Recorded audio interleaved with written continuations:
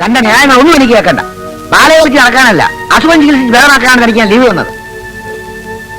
അല്ല sir, leave മാറിയപ്പോ അസുഖം മാറിയപ്പോ leave ബാക്കി ഉണ്ടായിരുന്നതുകൊണ്ട്. ഇനിയൊന്നും പറയണ്ട. You are suspended. അയ്യോ സാർ, പറഞ്ഞു കേട്ടില്ലേ? തന്നെ സസ്പെൻഡ് ചെയ്തിരിക്കുന്നു. Now get out.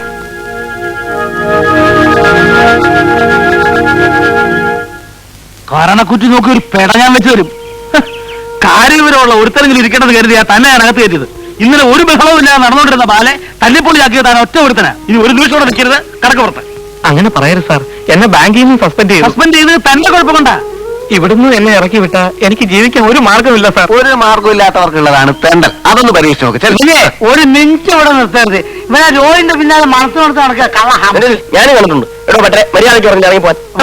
ബാക്കിയുള്ളവരെ കഞ്ഞിക്കുള്ള പാറ്റ ഇടാൻ ഇറങ്ങി പോവാൻ. ഒന്ന് പൊട്ടിച്ച് കൊടുക്കുകയും അതെനിക്ക് കഴിയില്ലേ? അത് ഞാൻ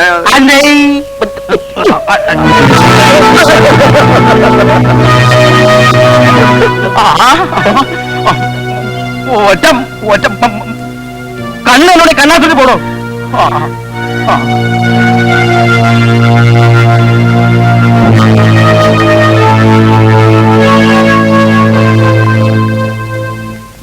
നിങ്ങൾ ഓർഡർ ചെയ്ത സാധനങ്ങളൊക്കെ റെഡി ആയിട്ടുണ്ട് കേട്ടോ.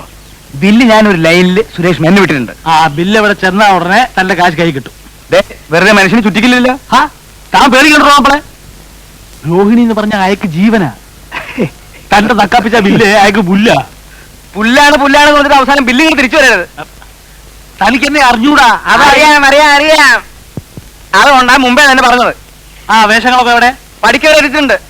കൈവണ്ടിയിലാണ് കൊണ്ടുവന്നിരിക്കണേ. പോയി എടുത്തോണ്ട് വാ. ഉണ്ടല്ലോ ആനപ്പഴ.